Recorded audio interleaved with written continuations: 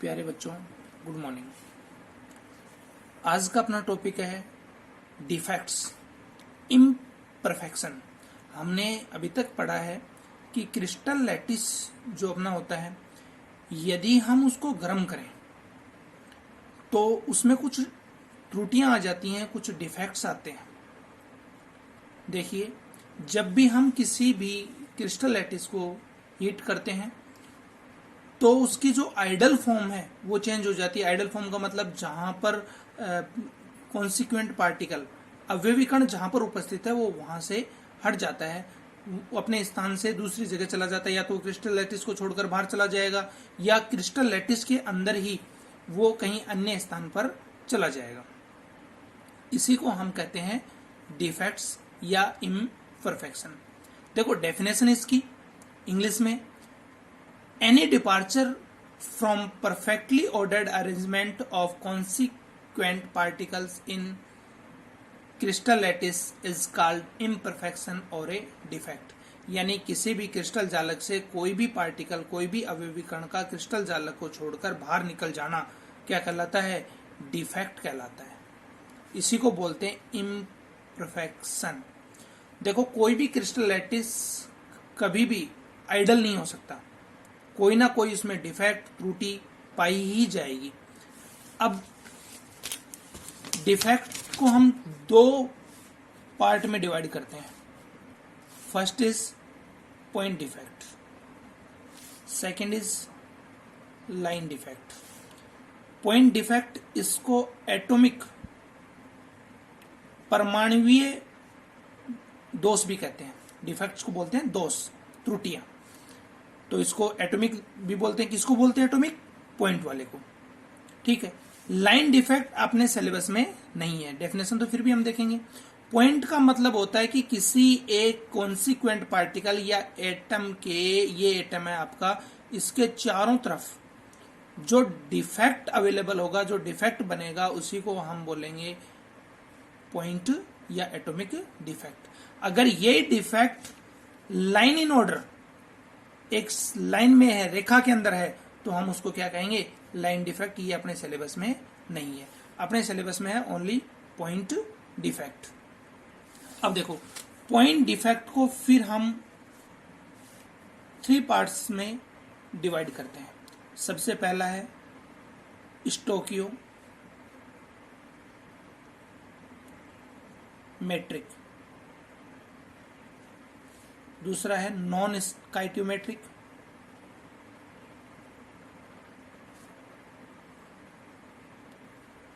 और तीसरा है इम्प्योरिटी, इम्प्योरिटीज, इम्प्योरिटी कहते हैं इसको। स्टाइक्योमेट्रिक, नॉन स्काइटोमेट्रिक और इम्प्योरिटी। सबसे पहले हम स्टडी करेंगे स्टाइक्योमेट्रिक। स्टाइक्योमेट्रिक वर्ड आपने 11th क्लास में भी एक बार आया था। स्टाइक्योमेट्रिक का मतलब यह है कि उसमें कैटायन, देखो कोई भी आयनिक कंपाउंड है तो उसमें क्या होगा? कैटायन होगा और एनायन होगा। कैटायन और एनायन दोनों का रेशियो अगर सेम रहता है तो उसको बोलते हैं स्काइटोमेट्रिक। अगर रेशियो सेम नहीं रहता, या कैटायन ज्यादा है या एनायन ज्यादा है, तो उसको बोलेंगे नॉन स्काइटोमेट्रिक। इम्प्योरिटी को डोपिंग भी बोलते हैं।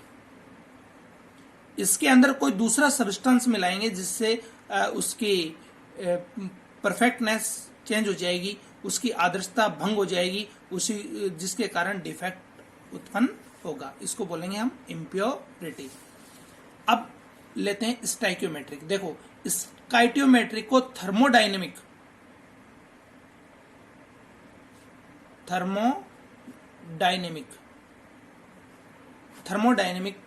डिफेक्ट भी कहते हैं।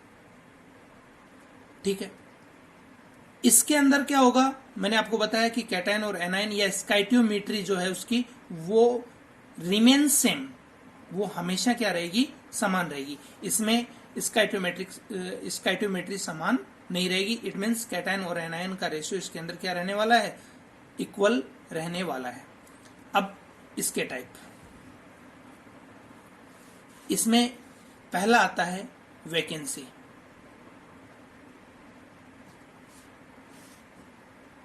दूसरा आता है इंटरस्टिशियल, थर्ड आता है इसमें शॉर्टकी, और फोर्थ आता है इसमें फ्रैंकल। फोर्थ आता है इसमें फ्रैंकल।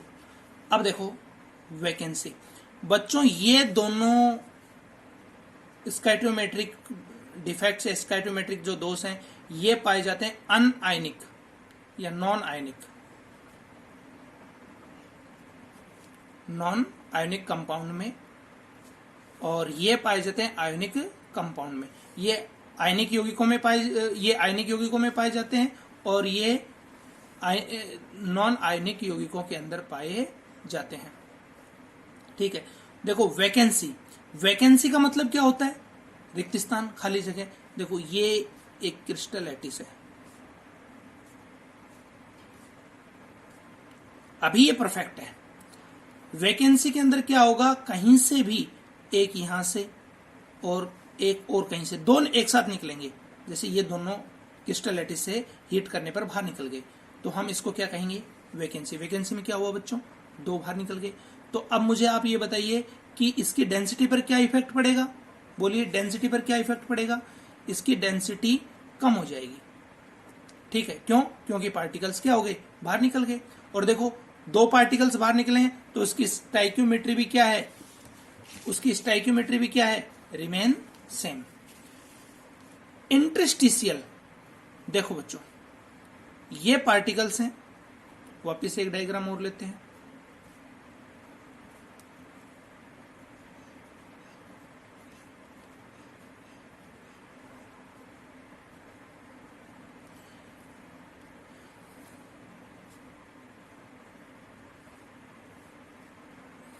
इसका जो ये स्पेस है, इस स्पेस को नाम देते हैं हम interstitial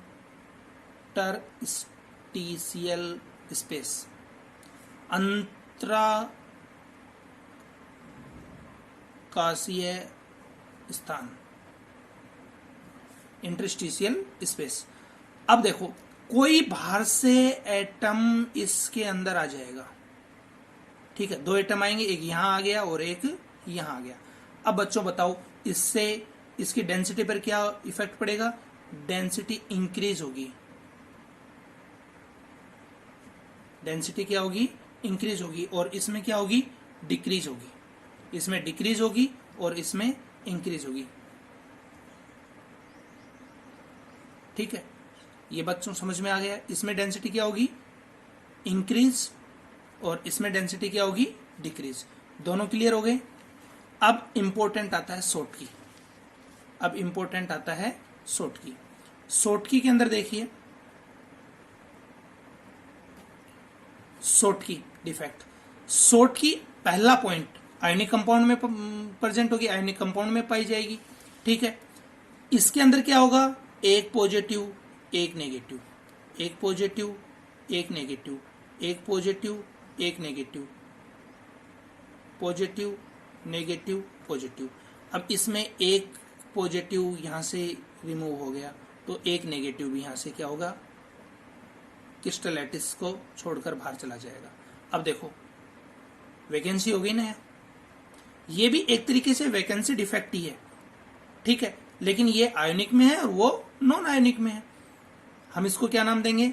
Schottky defect. Example generally पाया जाता है ये NaCl में। ठीक है, ये बात आपको अच्छे से समझ में आ गई। ठीक, इसमें डेंसिटी पर क्या इफेक्ट पड़ेगा? इसमें डेंसिटी डिक्रीज होगी। डेंसिटी क्या होगी? डिक्रीज होगी, क्योंकि ये पार्टिकल्स क्या हो गए? बाहर चले गए। तो इसमें एक निश्चित आयतन या वॉल्यूम में नंबर ऑफ पार्टिकल्स डिक्रीज हो गए, तो डेंसिटी क्या होगी? डिक्रीज होगी। ठीक है, अब इसमें देखो, कई बार एक क्वेश्चन आ जाता है कि 1 सेमी क्यूब NaCl का जो क्रिस्टल है, उसमें टोटल नंबर ऑफ आयन 10⁻22 होते हैं। कितने होते हैं? 10⁻22। और उसमें जो ये होल बने हैं, ये 10⁻6 पेयर